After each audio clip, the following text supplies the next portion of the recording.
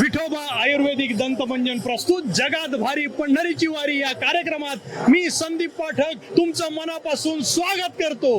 आज आळंदीहून सकाळी सकाळी वारकरी निघाले आणि संध्याकाळच्या वेळेला पुण्यनगरीमध्ये पुण्यामध्ये त्यांचं आगमन झालेलं आहे। मी आत्ता आहे डेक्कन चौकामध्ये धर्मवीर छत्रपती संभाजी महाराज यांच्या स्मारकाजवळ मी इथे उभा आहे। आता आपण महाराजांचं दर्शन घेतलं। आता इकडे तुम्ही बघताय वारकरी हजार नाही तर लाखांच्या संख्येनं सहभागी झालेले आहेत। उत्साह बघा, उत्साह बघा।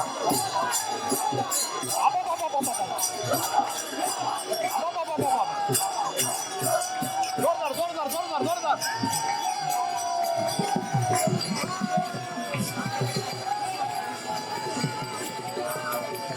हा सोहळा स्वर्गी नाही,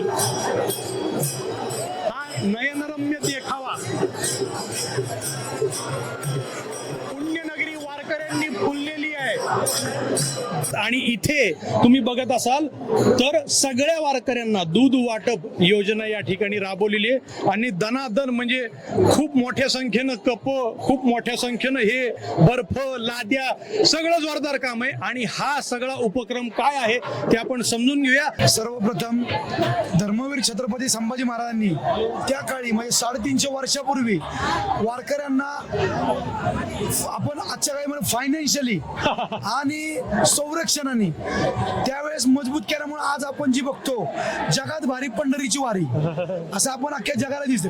त्या निमित्ताने आम्ही धर्मवीर छत्रपती संभाजी महाराजांच्या आशीर्वाद म्हणून सर्व वारकरी भक्तांना आणि सर्व शिवशंभू भक्तांना हजारोच्या लिटर मध्ये दूध वाटप करतो। वारकरी समुदाय हा खूप मोठा आहे आणि त्यांना मदत करणं म्हणजे ते एक मोठं पुण्य म्हणतात। त्यांना आपण आज इथं दूध वाटप करतोय 1000 लिटर। मागच्या 2, 3, 4 वर्ष आले आपण हा उपक्रम इथं राबवतोय।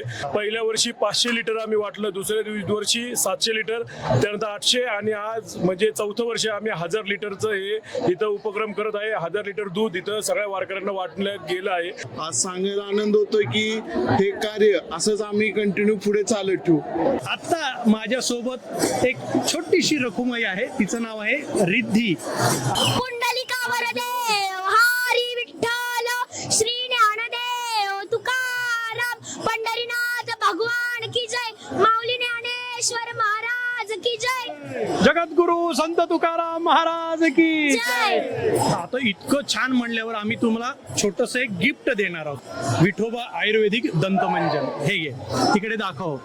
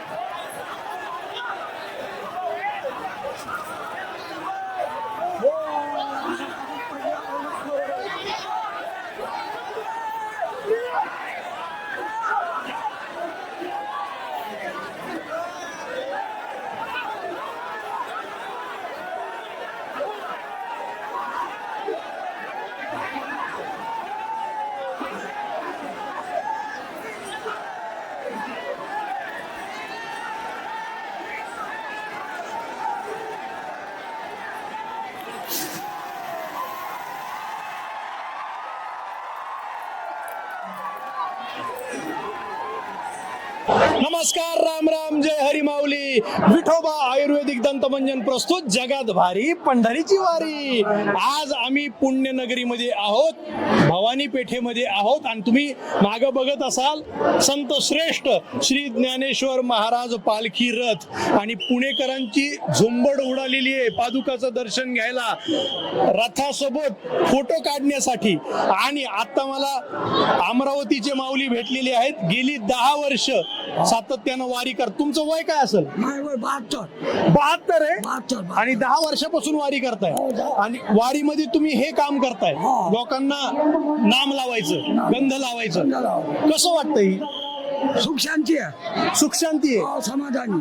आणि ही एक प्रकारे तुम्हाला सेवा वाटते वारकऱ्यांची. हा, सेवा वाटते. म्हणजे गंध एखाद्याला लावलं हा आणि एखाद्याने पैसे नाही दिले, काही नाही दिले तरी काही प्रॉब्लेम नाही नाही. नाही नाही, समाधानी वाटते. नाही केलं तरी समाधानी. तुम्ही हे कशामुळे करताय, कशासाठी करताय? एक हे सेवा म्हणून, सेवा म्हणून करताय. सेवा म्हणून चालेल. वय 72 आहे तुमचं. 72 वय. या वयामध्ये निरामय आराम करायचं, मस्त आंब्याच्या झाडाखाली निवांत भाकर तुकडा मोडायचं आणि झोपायचं. नाही, पण ते वारीचा सेवक आहे. वारीचा शौक आहे. हा, हा सालच्या साली वारी करत असतो. हा. 10 वाऱ्या पंढरपूर झाल्या, 5 वाऱ्या ह्या झाल्या. 10 वाऱ्या पंढरपूर, हा. 5 वाऱ्या ह्या 5 वाऱ्या माऊलीच्या झाल्या. माऊलीच्या झाल्या. हा. म्हणजे आषाढी एकादशीलाही जाता, कार्तिकी एकादशीलाही जाता. हा, हा, मग आता तुमचा आवाज जरा वेगळा आहे, तर माऊलींसाठी काहीतरी होऊन जाऊ द्या, गाणं एखादं अभंग काही. मी धरतो, तुम्ही म्हणा फक्त.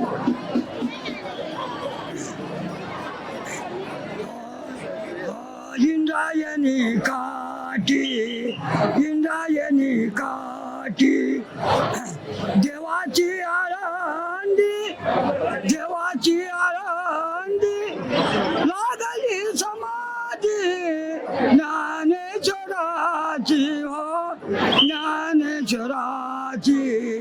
इंद्रायणी काठी, इंद्रायणी काठी. चला येऊ का माऊली? हा, या बाबा. जय हरी. हा, एखादी टोपी असेल तर द्या मला. अशी टोपी टोपी. टोपी देतो. हा, टोपी. आवडली काही? हा, आवडली टोपी. ए, टोपी आहे का? तुझी दे, तुझी दे.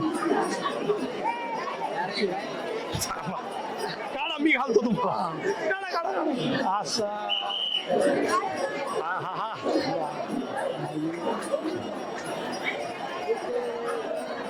वा वा वा, लय भारी दिसायली का? हँडसम दिसायली तुम्ही.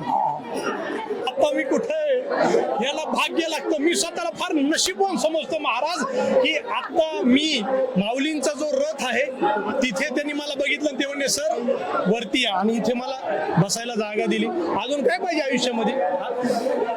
संजय बोरगे सर तुम्ही. हा, संजय येणार तुमच्याकडे, येणार तुमच्या. संजय बोरगे महाराज आहेत माझ्यासोबत आणि आळंदी ते पंढरपूर ते माऊलींच्या रथासोबत असतात. महाराज कसं वाटतं? सेवेकरी म्हणून असतात. काय म्हणजे कसं वाटतं हे तुम्हाला? कैवल्य साम्राज्य चक्रवर्ती ज्ञानोबा माऊलींची, माझ्या आई वडिलांच्या पुण्यने, माझे वडील विठ्ठल आणि माझी आई रुक्मिणी यांच्या पुण्याने मी या माऊलींच्या रथाबरोबर आळंदी ते पंढरपूर बालपणापासून सेवेला आहे. मला ज्यावेळेस कळायला लागलं, गेले 20 वर्ष मी रथामध्ये माऊलींच्या बरोबर सेवेला असतो. स्वच्छता सेवा करणं, काही जे काय असेल ती सेवा करणं, ही माझी अखंडित माऊलींची सेवा आहे.